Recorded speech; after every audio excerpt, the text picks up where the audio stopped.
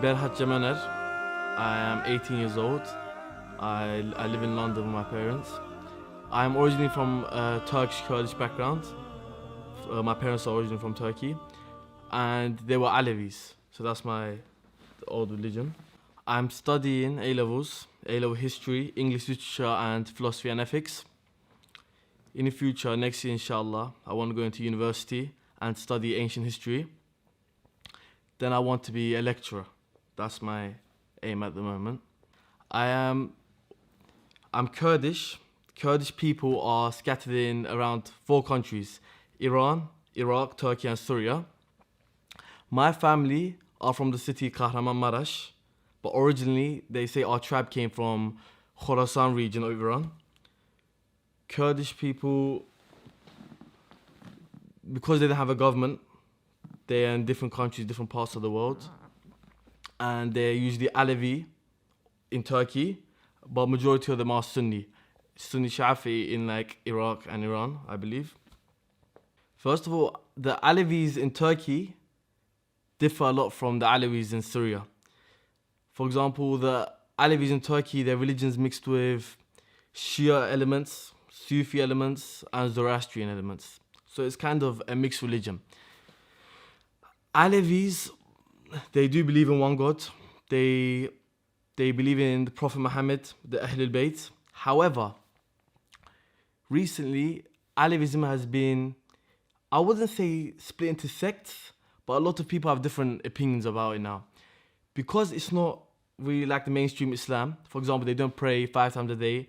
They do not fast on Ramadan. The women do not wear hijab. They do not attend mosque.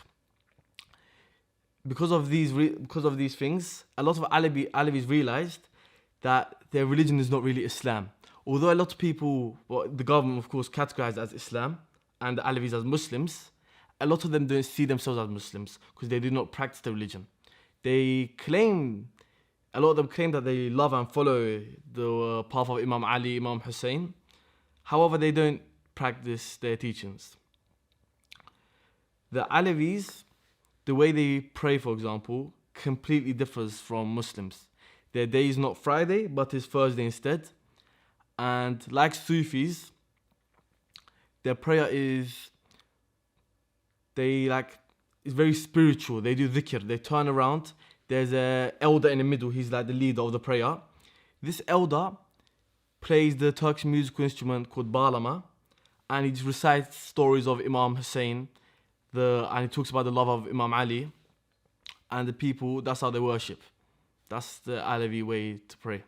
The belief that some people claim that Alawis see Imam Ali as a prophet, that is completely false. Of course, there may be some, I would say, ignorant Alawis, like young people maybe who haven't studied about Alawism, who might think Imam Ali is a prophet because of how great his status is in their religion. However, this is completely false. No religious leader or elder claims this. It's not in the books. There's no such thing. My parents, they are Alawis, but they would claim to be Alawis as well. However, I would say they're not practicing. They believe in they have Alawi beliefs, I would say, but like they don't pray, they don't practice, like I said. And because of this, my father, for example, always used to tell me, we are Alawi, this is really important, this is our identity. That's why since a young age, I always wanted to know.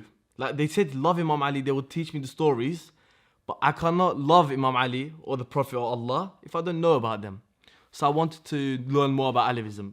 I wouldn't say I'm really that knowledgeable about Alawism, but I started learning about the basics. And what I realized was, I was always a follower of Ahlul Bayt, always. But I found a contradiction. For me, Alawism was not the path of Ahlul Bayt. So when I looked more into Alawism, I also found out about Shia Islam. I didn't know about Shia Islam before.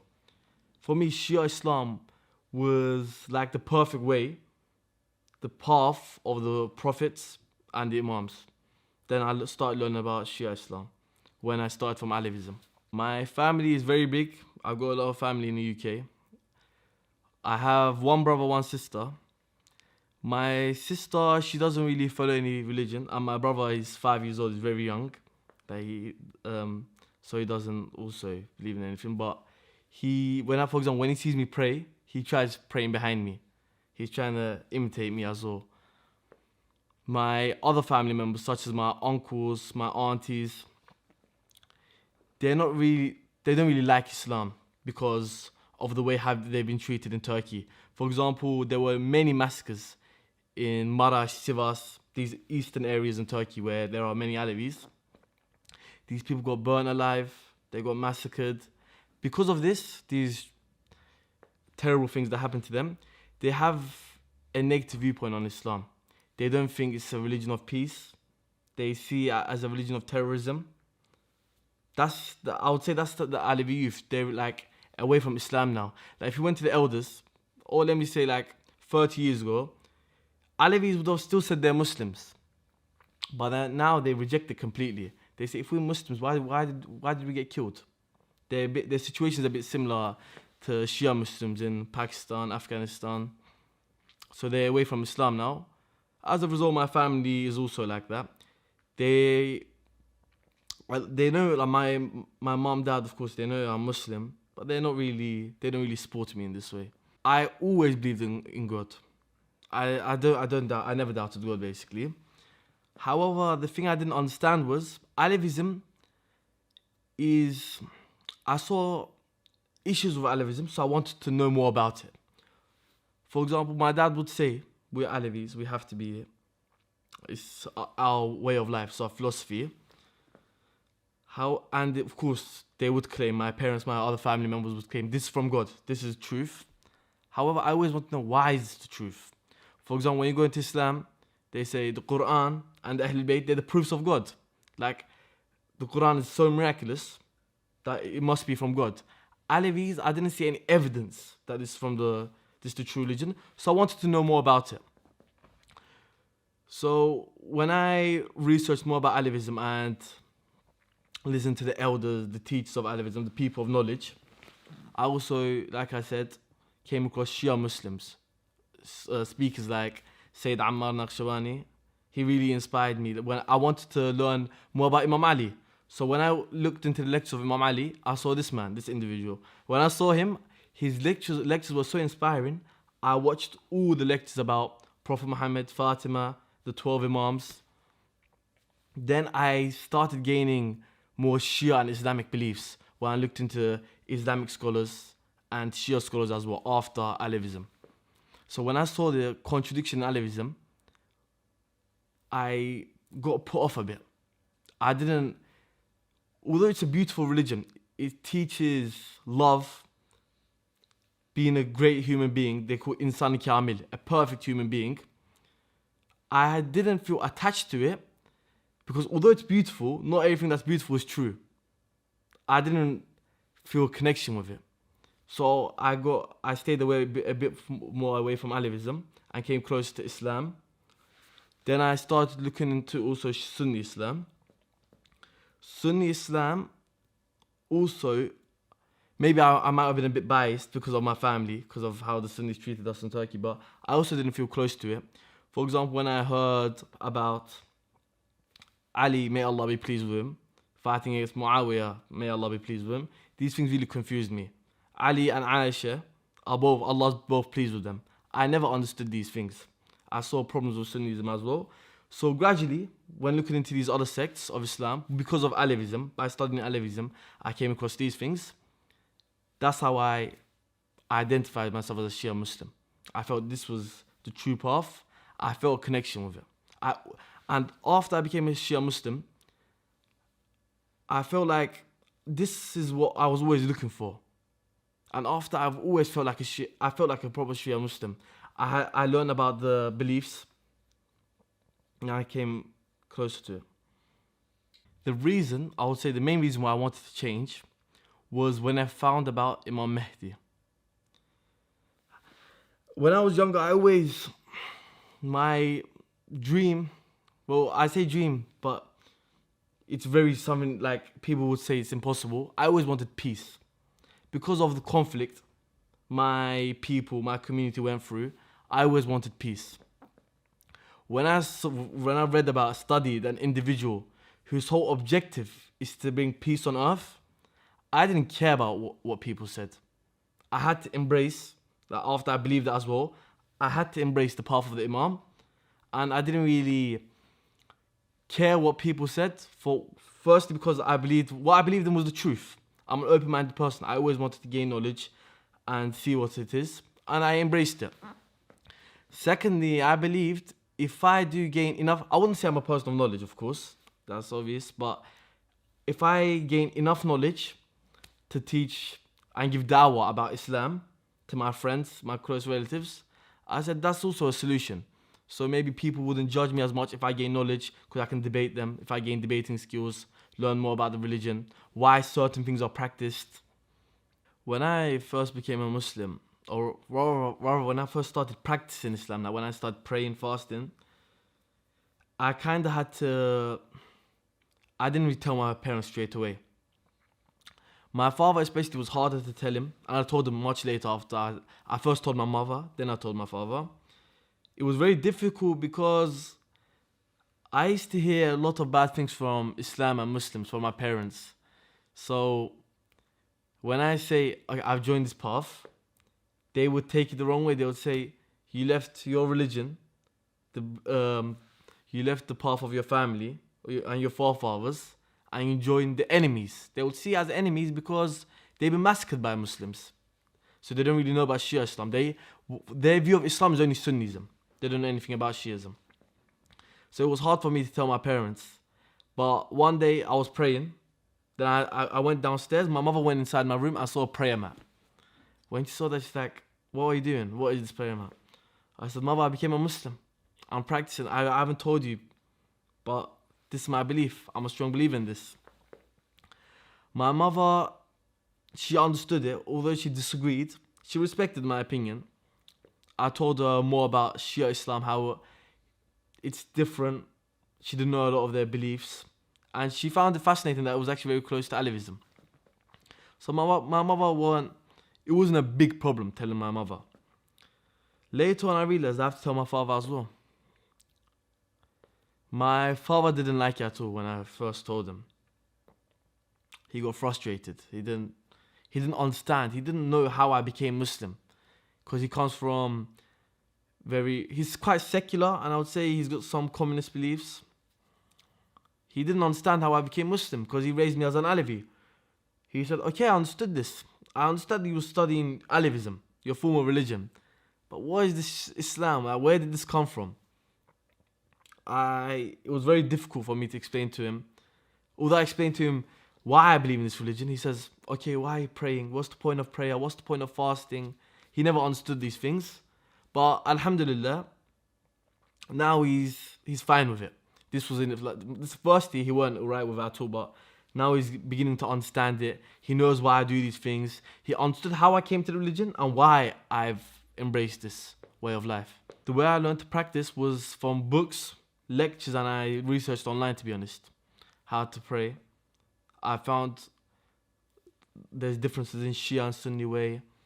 It was online and my reading books. In the beginning, when I first became a Shia Muslim, I did look for mosques, but because the place I lived was quite far from all the local mosques. So first couple of years, when I first became Muslim, I didn't go to any mosques. I didn't really know any Shias, maybe one or two in my school. I weren't around Shia Muslims at all. However, after I've joined a group chat, I used to follow Instagram pages, Shia pages, and they had a group chat. In this group chat, I've met a lot of brothers. After meeting these brothers, I attended the mosques. That's how I started finding the mosques after, when I met Shia brothers online. I attend fiqh and aqaid classes. The way it started was, in the group chat, Sayyid Ali Khalkhali was also there. And because my friend was very close to him, he became close to us as well. Then we started discussing with him privately. He used to message us, we used to message him. Then after meeting him, he decided that I want to teach you guys. And it was amazing. because I always wanted to seek knowledge. And when he offered that to us, that was amazing. We accepted it. And every week we have private classes. I've learned about Imam Hussein's story since a young age. So when I saw Shia Muslims beating their chests, mourning, and even practicing, like even striking swords on their heads, it wasn't really difficult for me to understand why they did that. Because I grew up knowing Imam Hussein, what he did, how he sacrificed himself for Islam, for humankind, for justice. I knew the details, what they did to him, how they treated his family in that land. So I realized, rather than sympathy, people wanted to be more empathetic, Shia Muslims. They wanted to feel the pain of Imam Hussein, so they can also want to fight for justice, like Abu Abdullah. So I didn't really find it strange at all. I've actually understood it. I understood the meaning behind it instantly. It didn't put me off Shia Islam at all. I haven't been to any ziyarat or the holy shrines, but inshallah, I want to go to Karbala. When I first reverted, I instantly told my friends. I didn't hesitate telling my friends because I was always very close to them. Like many Alawis, now my friends are Alawis as well, they first didn't understand it. They said, what is this Islam? But they were open-minded. They weren't like their parents because they didn't really go through the things their parents went through. So they were open to more ideas. I saw a lot of Sunni Muslims giving dawah, which really, it motivated me as well. I also wanted to spread about Islam because if I believe in something and I think it's the truth and it benefited me truly, I would want to spread that. I want to share it with people. So I told my very close friends about Islam, why I believe in this religion, why it's the truth. I said, if you claim to love Imam Ali as well, I prove to you, look, this is the way of Ali. He prayed. He died in sujood. Imam Hussein stopped war to pray. These are the practices of the Imams. Because of that, my two closest cousins and my two closest friends, they also reverted to Islam. They said, okay, although they're not practicing, they are Muslim by name. And I identify myself as a Shia Muslim as well, rather than being an Alawi. So I did affect the way my friends think a little. They don't have, even my atheist friends, before they had a negative view on Islam, but that changed completely when they met me, when I showed them my beliefs. Yeah, first of all, I want to study ancient history in university. Then I actually want to go Hawza. I want to study Islam, more about Islam, Islamic history. Sayyid Ammar Naqshbandi is a big inspiration for me, a big role model. I kind of want to do the things he does. I want to lecture about Islam, teach people about Shiism. The thing I would tell people who are studying about Shia Islam, but are feared, like they're scared to embrace the faith, I will tell them, if you studied Shia Islam, you must have heard about the story of Imam Hussein. When you believe something is the truth, I don't think a human being, they have no right to reject it. It's actually selfish if you reject the truth. I know it can be very difficult. I understand that it was hard for me to become a Muslim as well, maybe in the beginning. But the truth is also going to stand out, always. That's why we always have to embrace it. And when you embrace it, do not fear, because Allah tells us He will help us. If you put your trust in Allah, He will help you, and you maybe guide people as well. Like you being guided, you learn about Islam, that will lead you to guide people as well. So if you see something as the truth, you have to embrace it immediately. This is our duty as human beings, I believe. Doesn't matter what people think about us, because at the end of the day,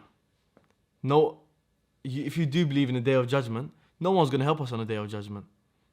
Only our faithful and the intercession of the Imams. The terrorism or the terrorists who claim to be Muslims, I do not think, personally, I don't think they should. When people learn about Islam, it's quite obvious if these people are Islamic or not. For example, Islam is split into two main branches, Sunni and Shia. If Islam was truly a religion of killing, violence, why have us Shia been slaughtered for 1,400 years? Surely there must be different types of Islam. And when you look into the book of Allah, the Quran, the Hadith, it is clear that the practices these terrorists are doing are not really Islamic.